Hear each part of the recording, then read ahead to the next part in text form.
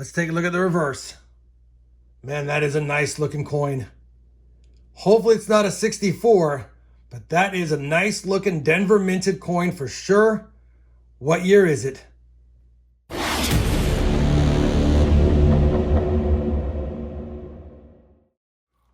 Welcome back to my channel, everyone. It's time for a good old-fashioned 2-box nickel hunt in our quest to complete the Series 2 album. As you know, we just need the 50D, and we're not going to lollygag. We're going to get right to the hunt. We'll look at the books at the end when I compare the finds to see if we have upgrades or additions, but we're just going to get right into it. Had to pop the top of this first box to confirm it wasn't brand new nickels. I've been getting those lately. Definitely have a circulated nickel box there, and checked by the holes in the bottom of that one. Circulated as well. Hunt and Fill episode 159. Boxes 179 and 180 for the Series 2 book. All right, I'll be back if and when I have a find in box number 1. Well, we're already 10 rolls into this first box, and we have no finds on the board, so it's off to a rough start. But that being said, I bring in because we do have an early Jefferson find. It's a 1939 second-year issue for the Jefferson series, and if it has a mint mark, it's a key date. Unfortunately, in this condition, it probably doesn't, but let's take a peek. And it does. I believe that's a Denver mint mark. That is a Denver mint mark. Holy cow, it's not in the best shape, but it is another Key Date Jefferson Nickel find. And I have found a few of these in the last couple of boxes. 39 Denver. Definitely a lower mintage. Definitely a better date. Unfortunately, in this condition, there is no extra value, but still good to see it. And even though it's our first find, it's a quality find, and I'll take those all day long. We're on roll number 18.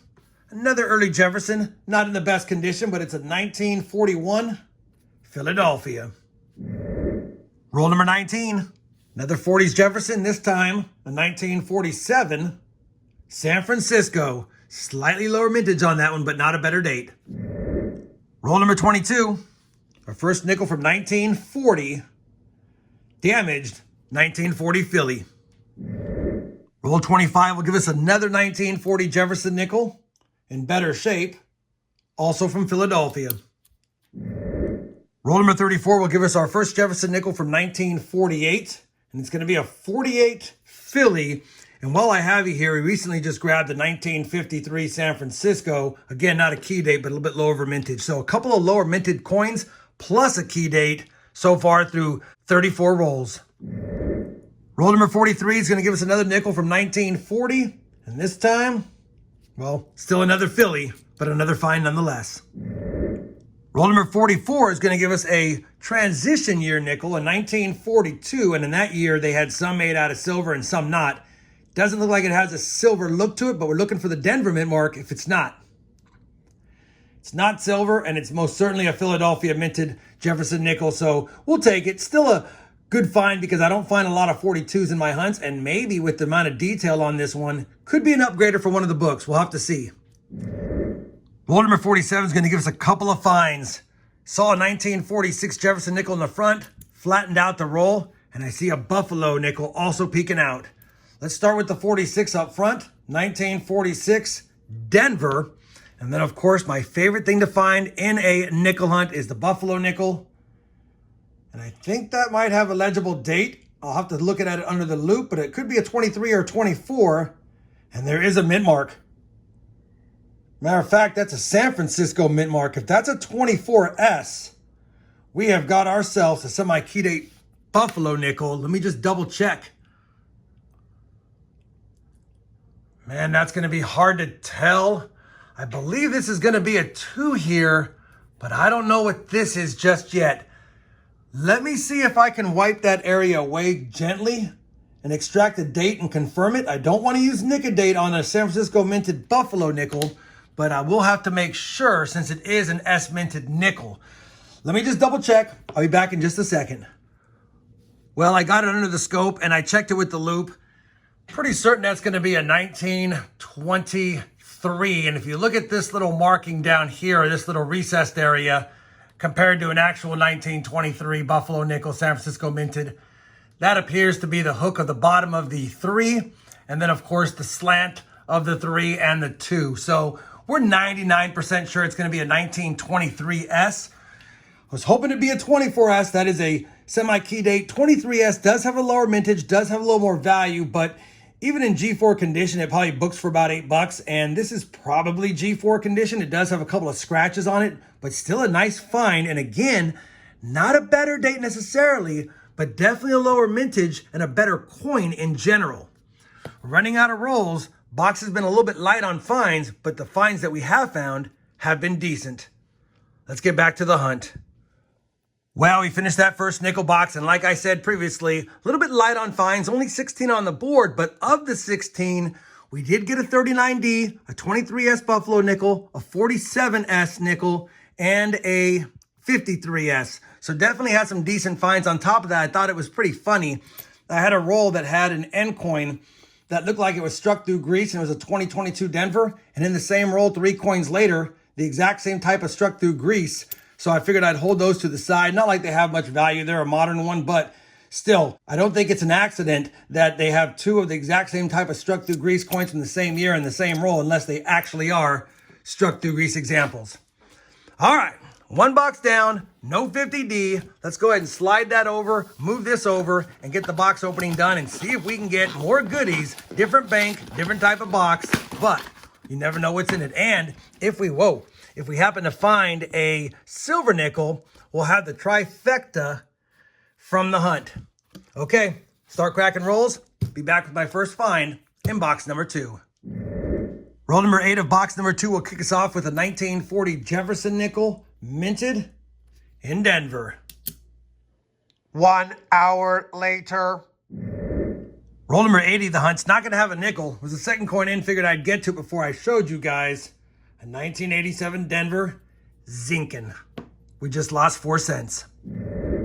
Roll number 87 of the hunt's going to have a nice looking older struck reverse with a Denver mint mark. Take a look at that. Don't know what it is, but just in case it's a 50D or any key date, figured I'd film it with you.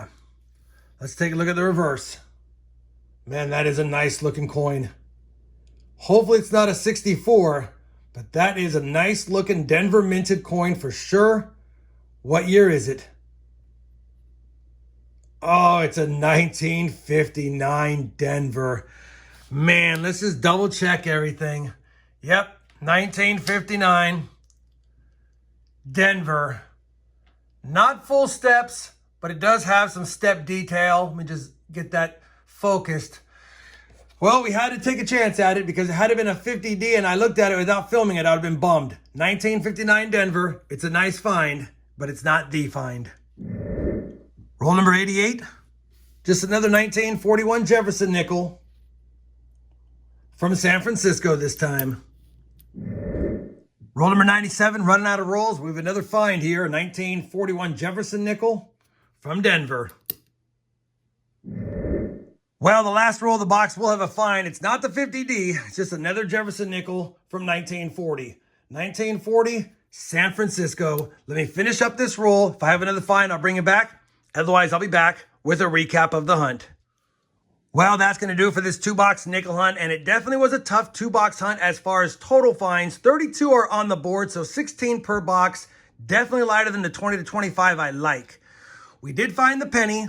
I did find another one of these 2022 Denver, either improperly annealed or struck through grease or both. But I have seen these before, but not in quantity like this. So I'm going to start holding on to these and see if I find more. Let me know if you guys are finding those as well. The best looking nickel of the hunt is the 59 Denver. We thought it might be a 50D for a split second. Couple of better dates, 47S and 253Ss. We did get the Key Date Jefferson find, 1939 Denver. Don't think it'll be an upgrader because it's got a lot of corrosion on it, but still a good find. And then, of course, the best Buffalo nickel, the only Buffalo nickel, is a 1923S. Lower mintage as well. So some decent finds, just not a lot, and obviously nothing we need for the books. Maybe an upgrade we'll have to see.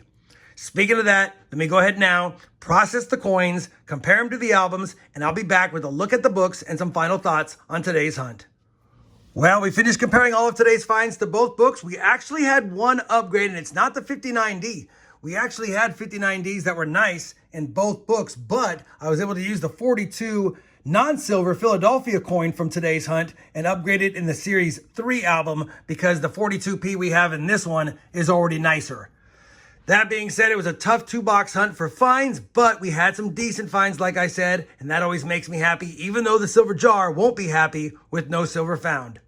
Now, after 180 boxes searched, still missing that 50D. Will we ever find it? Who knows? We'll keep trying. Series 3, also missing a 50D and the 2 S-minted 38s and 39s. We found a couple of 39Ds lately, but no S-minted key dates.